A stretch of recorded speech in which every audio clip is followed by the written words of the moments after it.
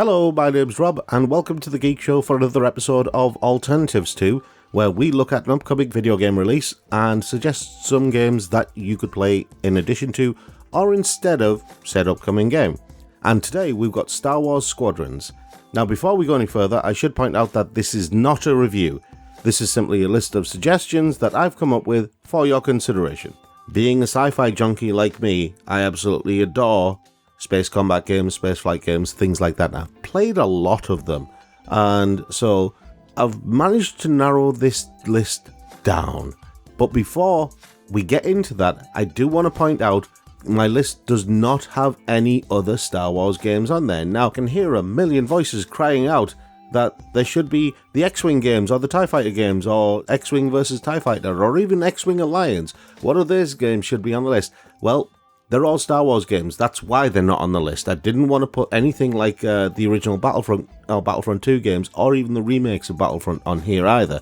Because at the end of the day, they're all part of the Star Wars franchise. And if you're going to play Star Wars Squadrons, you probably played those games or you probably will end up playing those games at some point.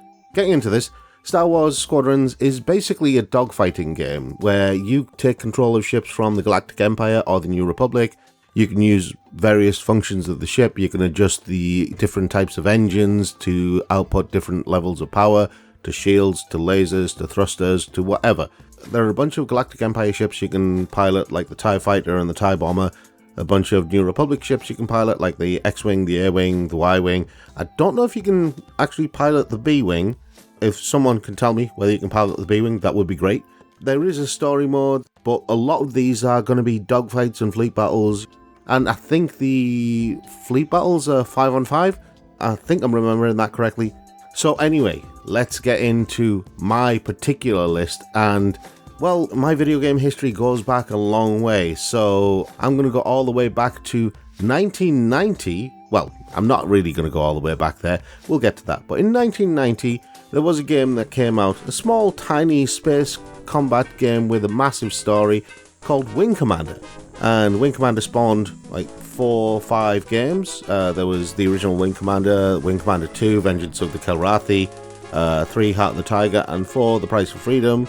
And I think there was another side game, a couple of side games like Prophecy and Privateer. We'll talk about Privateer in a second, but the one that I'm going to focus on particularly for Wing Commander was Wing Commander 3.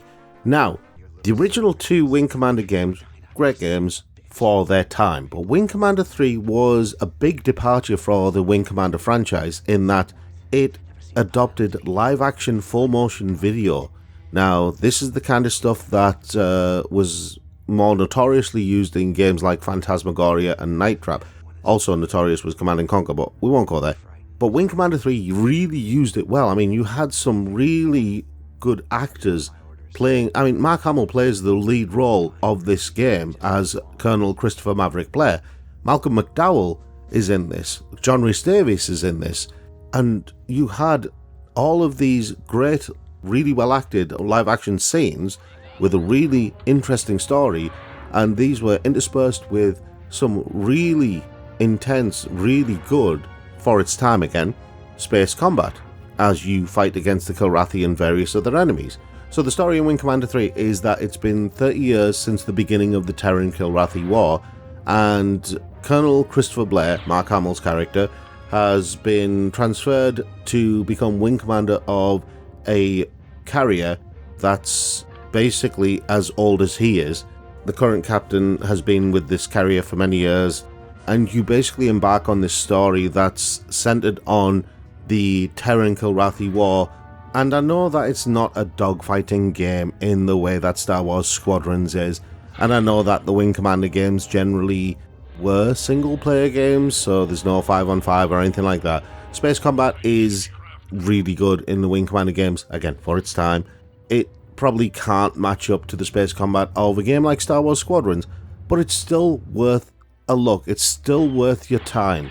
I would love to see somebody come forward and do a remake of Wing Commander as a franchise. I think that Wing Commander is one of those games that is ripe for the opportunity, and I think it's earned the right to get a remake or a complete reboot, or even just something that builds on what Wing Commander had before and expands on it. You know, a new Wing Commander franchise set, I don't know, 100 years after the events of the original games. Something like that would be really interesting. I mean, it's not unheard of for an old space combat game to get a new, updated, revamped version. It happened with Elite. Elite Dangerous is an amazing game.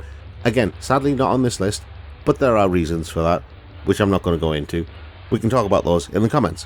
One of the games from the Wing Commander series that I would love to see a new version of was basically the Han Solo game. It was kind of an expansion, an extension of the old Elite space trading game, but with more teeth to it and more and better graphics and things like that. It was Wing Commander Privateer, and I finally got my wish to play an updated Privateer game in 2003 with Digital Anvil's sequel to Starlancer, which was a game called Freelancer. Now, Freelancer was a bit of a strange game in that you didn't really use a joystick to control it. You basically used your mouse and stuff like that. It was a very strange game from that angle. But Freelancer was one of those games that you don't really see coming. It blindsided me completely when I played it, because I went into it thinking maybe it's just another run-of-the-mill space combat, space trading game. I didn't think it was going to be as absorbing as it actually was. I didn't think that it was going to really be the time sink that it ended up being. I lost days to this game. Seriously. And most of the people I introduced to this game, also sci-fi junkies like me, lost days to this game. Freelancer is the closest that I have come to in a video game to actually feeling like and being Han bloody Solo. It is that type of game. You basically play the role of a Han Solo character. Okay, the graphics haven't held up well. The storyline was, you know, it wasn't the best storyline. It had some weaknesses, but still, it was absorbing.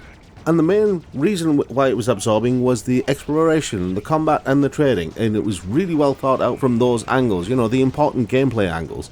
It was one of those games where you could go and fly a single-seater ship and explore planets and space stations.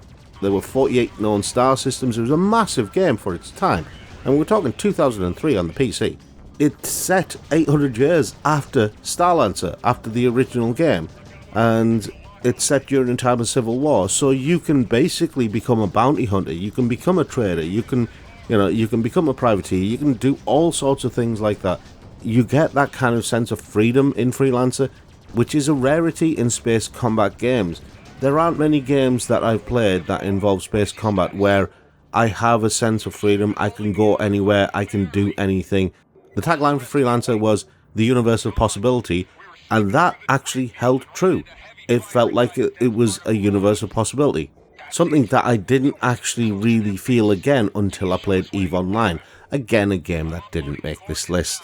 So, moving on to my final pick. And when you're talking about space combat, when you're talking about dogfighting, when you're talking about video games that excel at that particular thing, there's only one choice that isn't a Star Wars game, and that's Free Space 2. Now, I had all sorts of other options that I could go with. I could have gone with an Ace Combat game for dogfighting. I could have gone with X3 Reunion for various aspects of its gameplay. I could have even gone with some more esoteric ones like Star Fox or something like that. But sticking to the spirit of Star Wars being a sci-fi space franchise, because it is, the clue's in the title, Star Wars. Sticking to that whole thing, sticking to the idea that this is all space combat. Now, I know Star Fox is space combat, but it plays more like a third-person shoot-'em-up. Now, I know that games like Star Wars Battlefront and stuff like that probably could also fall into that category, but they had more to them than simply flying forward and shooting things. You could actually do all sorts of other things. You could do loop-the-loops around the carriers in Battlefront and stuff like that. So, you know, that I think is where I'm separating these games. I think that one of the most important things for a space combat game is the 360-degree environment.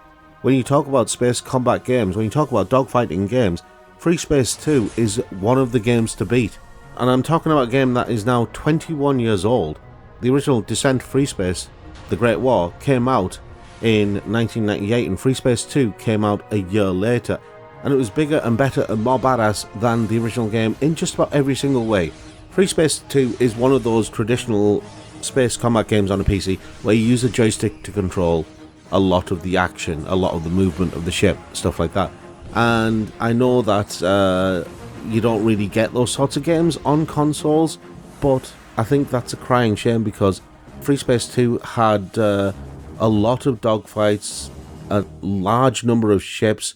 You had capital ships, you had carriers, you had all sorts of things like that. You could have these pitched fleet battles in these massive areas of space where you could fly around shooting stuff, and it was such good fun. It's a shame what happened to Free Space. It's a shame about the way the franchise ended, but I'm not going to get into that for this video. There is a Free Space 2 source code project which allowed some people to develop mods for Free Space 2, two of which were Beyond the Red Line, which was based on the remake of the Battlestar Galactica TV series, and the other one was the Babylon Project, which was based on Babylon 5, both of which I've played and both of which are really good. So there you have it, 3 different games as alternatives to Star Wars Squadrons. You may have your own opinions on whether these games are valid alternatives to or not. You might have your own games that you'd like to put forward as alternatives to Star Wars Squadrons, in which case leave us a comment below. We'd love to hear from you. We'd love to hear what your thoughts are on this. There are other options out there, but these are the 3 that I've chosen because I think either thematically or in terms of its gameplay, I think that it kind of mirrors what is going to be in Star Wars Squadron without being part of the Star Wars franchise. And I think that was the biggest proviso with this particular exercise, was that I didn't want to automatically choose games like X-Wing vs TIE Fighter or X-Wing Alliance because that's too easy as far as I'm concerned. There are so many games in the Star Wars franchise that it's easy to find other games that are similar to this particular game, and I didn't want to do that. I think that would be that'd be far too easy and far too cheap. So, as I said, let us know what you think in the comments below. Our next alternatives video is going to be on the new Crash Bandicoot game, and that'll be Other Rob fielding that one. But for now, we've been The Geek Show, and I'll see you all next time.